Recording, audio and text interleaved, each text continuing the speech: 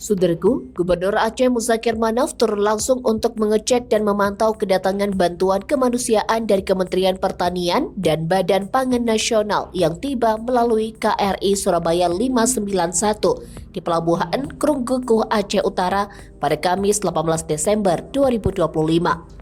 Setibanya di pelabuhan, Gubernur menyusuri kapal perang TNI AL tersebut untuk melihat langsung muatan bantuan berupa logistik bagi korban banjir dan longsor yang melanda sejumlah wilayah di Aceh.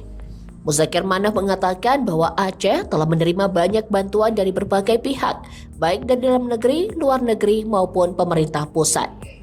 Yang ini merupakan salah satu bantuan terbesar dari Kementerian Pertanian dan Bapanas, kata Gubernur Aceh yang akrab disapa Mualim.